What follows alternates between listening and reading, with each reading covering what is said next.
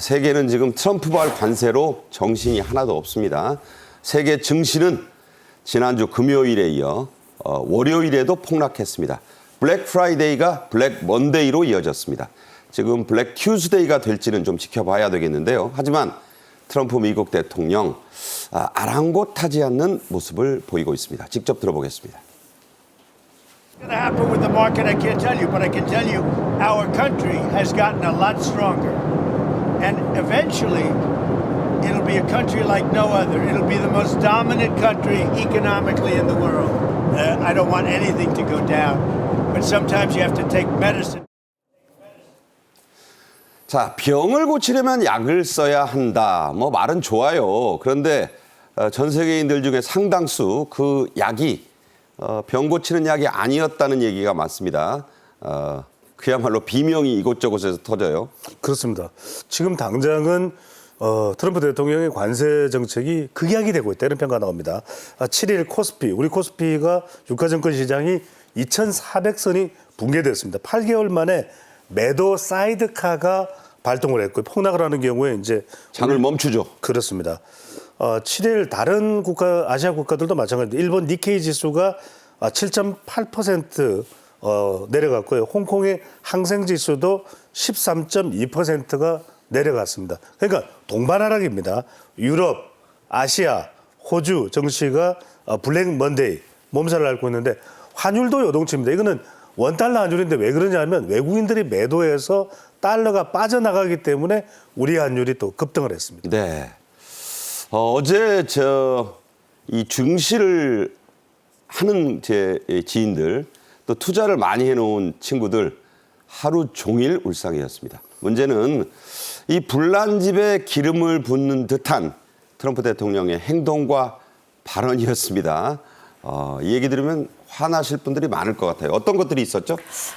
일단 골프 대회에 참석을 했습니다. 지금 저렇게 주가가 폭락하고 전 세계가 이 트럼프 대통령의 관세 정책에 강도 높은 비난을 쏟아내고 있는 이런 시점에 본인이 플로리다로 내려가서 일단은 골프 대회에 참가를 했는데요. 또 여기서 이겼습니다. 그러다 보니까 굉장히 좀 자신에 대해서 자랑스러운 그러한 이 내용과 함께 본인의 SNS에 골프를 치는 동영상을 올리기도 7초짜리, 했고요. 짧은 맞습니다. 많은 사람들이 지금 상황은 정말 이렇게 어렵고 힘든 상황인데 미국 국민들이 생각하는 그러한 정책이라든지 방향성과 너무 괴리가 있는 행동을 보이는 것 아니냐라는 이야기를 했고요.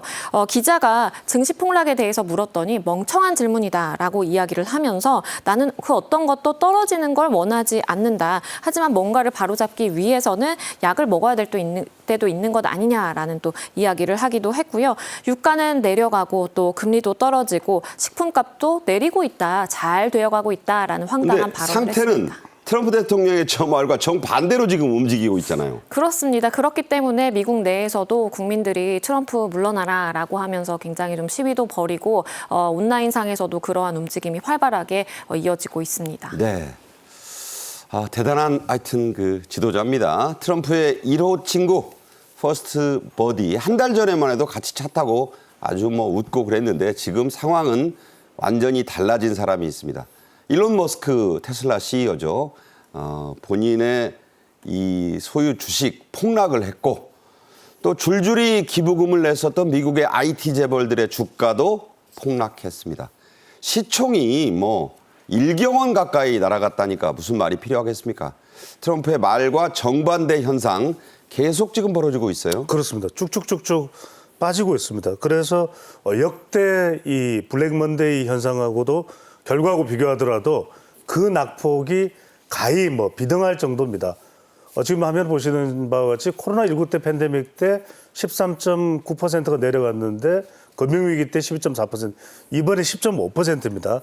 추가 하락이나 여파까지 생각하면 그 이상 더 내려갈 수도 있기 때문에 앞으로 더 지켜봐야 될 것 같은데 빌 클린턴 정부 때 재무장관을 했던 서머스 전 재무장관이 미국 역사상 가장 큰 자해다. 자해. 하버드대 총장까지도 한 대표적인 경제학자입니다. 서머스 전 재무장관이 정책이 전환될 때까지 문제를 겪을 것이라고도 직격을 했습니다. 많은 지금 경제학자들이 이야기를 하고 있고 실제로 지난해 샌프란시스코 전미경제학회부터 이야기는 계속 나왔던 부분이거든요. 노벨 경제학상을 받았던 사람들까지도 이렇게 지적하고 있는데 S&P 500이 트럼프 당선되면 7천까지도 올해 올라갈 거라고 했는데 아닙니다. 정반대의 길을 가고 있습니다. 지금 이틀간 10.5%가 급락을 했고요. 역대 네 번째로 큰 하락률을 보이고 있습니다. 네, 이 서머스 전 장관, 하버드대 총장까지 지낸 석학인데 앞으로가 더 문제다. 더 많은 고난과 시련이 있을 것이다. 이렇게 예고했어요. 그래서 좀 더 걱정이 되는 부분입니다. 지난 3, 4일 동안 지켜봐왔던 것 같이 어려운 상황이 더 펼쳐질 수 있다라고 이야기를 했는데요. 더 격변이 있을 것이다. 이렇게 표현을 했습니다. 그리고 지금의 경제적인 상황을 평가를 해보자면 마치 유가가 전 세계 유가가 2배 뛴 것과 같은 손실을 우리는 맞이했다라고도 이야기를 했습니다. 엄청난 얘기죠. 그렇죠. 이날 이 S&P 500 선물 지수가 장중 5% 넘게 하락을 하는 정말 그야말로 폭락을 했는데요. 이것은 시장의 실망감을 반영한다라고도 평가를 했고요.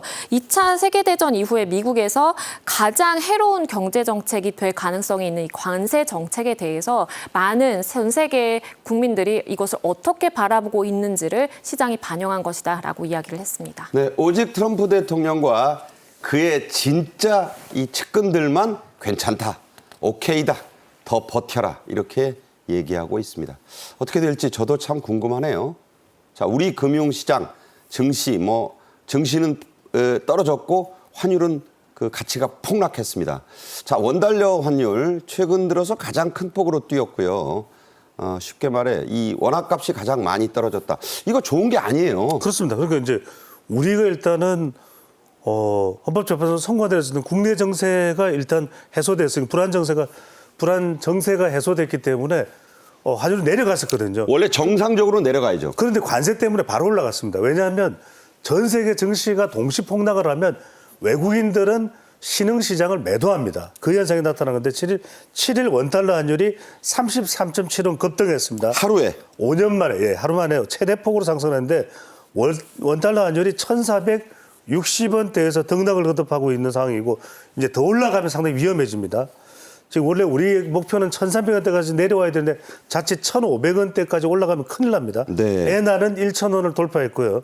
중국이 보복 관세 발표로 위험 자산 회피 심리가 더 강화되는 상황이기 때문에 이렇게 되면 증시가 또 더 내려갈 수도 있습니다. 네. 그렇기 때문에 우리로서는 환율이 외국인들의 매도세가 더 지속되면 상당히 위험해질 수도 있을 것으로 보입니다. 네, 보통 이럴 때는 안전자산엔 금값이 올라갔는데 금값도 반대로 움직이고 있습니다. 정말 패닉이 여기저기서 나타나고 있어요. 그래서 우리 금융당국 일단 긴급 수혈 같은 대응책을 강구했죠? 그렇습니다. 금값이 내려가는 이유도 유동성 때문에 어려워서 금을 내다 팔기 때문에 그렇거든요. 네. 근데 지금 한국은행의 비상대응 태스크포스 팀은 시장 안정화 조치를 취할 것이라고 이야기를 하고 있습니다. 정말 절체절명의 위기 상황입니다. 금감위원장은 5대 금융그룹 회장과 대응 방안을 협의하고 있는 상황입니다. 그런데 그래도 대기업 쪽은 좀 더 형편이 나을 수도 있습니다. 지금 금융위원회는 100조 원 규모 시장 안전 조치를 가동하겠다고 이야기를 하고 있는데 이때 정말 중요한 게 얼마나 이게 신속하게 되느냐가 정말로 중요할 것으로 보입니다. 네. 자, 이 구체적으로 어떤 이 수혈을 했는가, 어떤 지원을 했는가가 궁금한데 어떻게 됐죠? 그렇습니다. 지금 상호 관세로 피해본 기업에 대해서 구체적으로 지원 방안이 논의되고 있습니다. 지금 철강, 알루미늄, 지금 의약품 정도만 제외하고 의약품은 상호 관세가 유예됐습니다. 지금 나머지는 다 들어가 있습니다. 전 품목에 대한 상호 관세가 발동된 겁니다.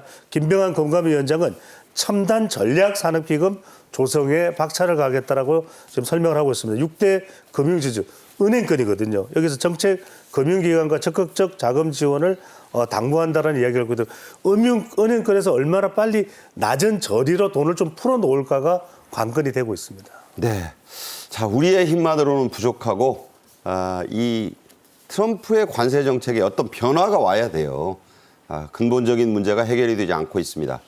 트럼프와 벤스, 미국의 정 부통령을 비꼬는 패러디가 쏟아지고 있습니다. 특히 펭귄 패러디가 아주 유행을 하고 저도 봤는데 정말 웃음을 금치 못하겠어요. 이거 급속도로 퍼지고 있다고요? 네, 왜 펭귄이 왜 나에게 대체 관세를 부과하느냐라면서 트럼프 대통령에게 이렇게 항의를 하는 그러한 장면도 밈으로 돌고 있고요. 그리고 모자에 저렇게 미국에 대해서 더 이상 이제 떠나라라고 하면서 그러니까 저게 MA 그 마가를 그대로 딴 거예요. 맞습니다. 미국 보고 꺼져라 이거예요. 그렇습니다. 원래는 이제 트럼프 대통령이 이제 미국 최고다라는 이제 메시지를 담아서 이렇게 쓰고 다니는 모자를 저렇게 바꿔서 쓴 모습도 보였는데요. 저렇게 된 이유가 이 허드 맥도날드라는 제도가 있습니다. 거기에는 펭귄만 살고요. 무인도예요. 사람이 인간이 살지 없어요. 않아요. 그럼에도 불구하고 트럼프 대통령이 이번에 발표한 관세 정책 내에는 허드 맥도날드 제도에까지 관세 10%를 부과하는 내용이 담겼습니다. 그러니까 마구잡이로 때리다 보니까 여기에 펭귄만 사는지조차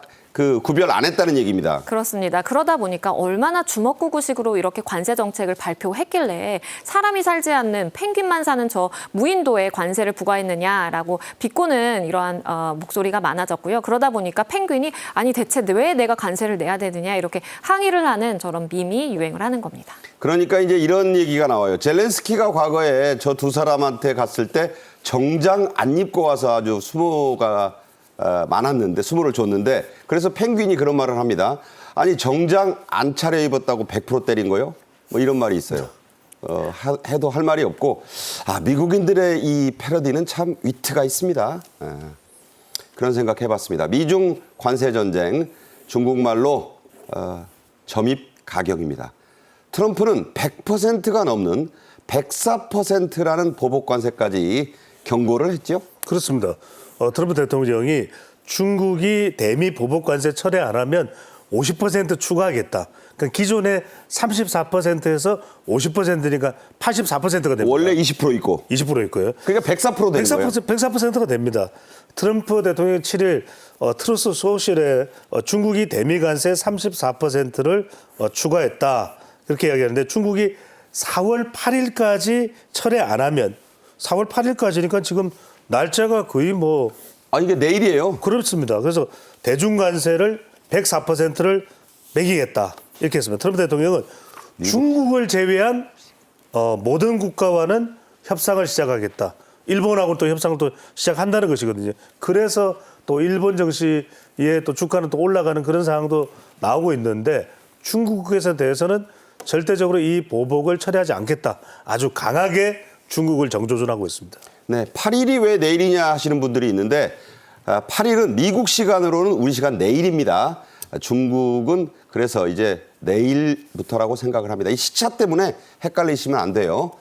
중국의 반격도 만만치가 않습니다. 일단 WTO 세계무역기구에 미국을 제소했고 캐나다도 WTO에 SOS를 쳤죠.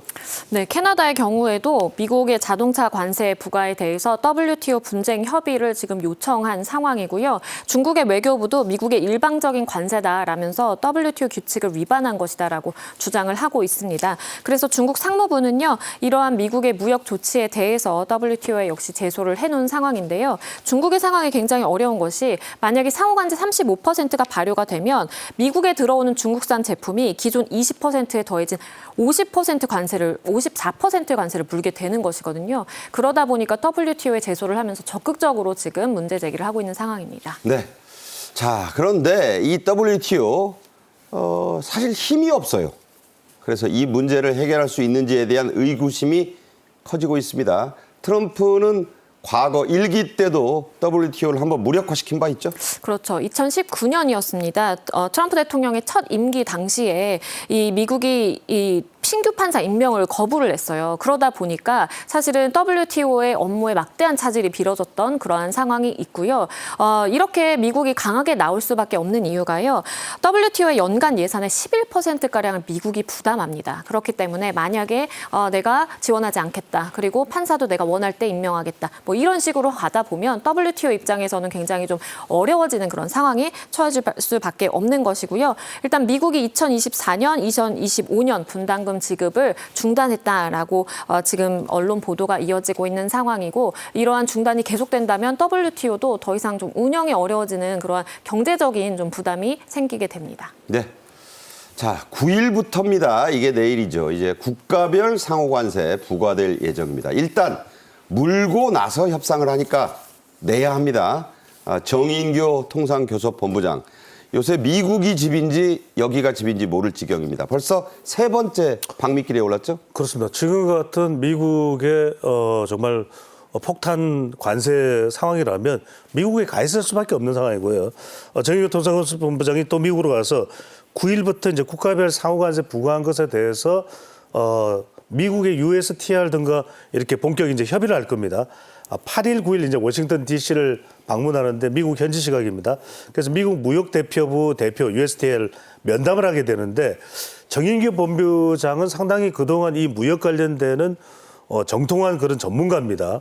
인하대 교수 출신이죠. 그래서 협의의 총력을 기하겠다고 하는데 특히 관련된 내용은 미국과 한국은 FTA 자유무역 협정을 체결하고 있다는 것인데 미국이 이 보고서를 보면 관세 장벽 보고서를 보면 우리의 비관세 장벽 이야기를 많이 하거든요. 그래서 이 부분을 집중 협의할 것으로 보입니다. 그래서 이 부분을 해소해 주겠다. 그러면 한국에 대한 지금 25%의 관세는 너무나 부담스럽고 우리가 조선업이라든지 협력할 것이 많기 때문에 이 부분을 좀 최소화하자. 이렇게 접근을 할 것으로 보입니다. 네. 정인교 본부장, 자리가 있으니까 가긴 가는데 USTR 대표도 저번에 만났는데 별로 달라질 게 별로 없어요. 문제는 대통령급의 그야말로 면담을 통한 이 협상, 탑다운 방식의 협상이 필요한데 우리는 지금 이걸 당장 할 수가 없으니까 고민이 많습니다. 실무자만 지금 부지런히 왔다 갔다 하고 있어요. 자, 앞서 소개한 트럼프 미국 대통령의 말 맞다나 세계 50개국이 지금 미국과 관세 협상을 하고 있습니다. 중국만 쏙 뺐죠? 그렇습니다. 중국만 빠져 있고 중국은 말씀드린 것처럼 WTO에 오히려 제소를 하면서 강하게 나가고 있는 그러한 상황입니다. 이시바 일본 총리의 경우에는 국난과 같다. 최대한 빨리 미국을 방문해서 이걸 좀 해결하겠다라면서 그 적극성을 보이고 있는 그런 상황이고요. 그리고 트럼프 대통령과 네타냐후 역시도 이제 정상회담을 시작한 그런 상황입니다. 관세라든지 아니면 가자 지구에 관한 논의를 이어가게 될 것으로 보이고요. 그리고 베트남의 럼 서기장 역시도 관세를 0%로 낮추고 싶다. 라면서 미국과의 협상을 원한다라는 그러한 적극적인 메시지를 보이고 있습니다. 네. 자, 일본의 금빛 사무라이 투구 들고 가서 손정희 회장이 엄청난 투자 약속한 일본도 국난이라고 표현을 했고요.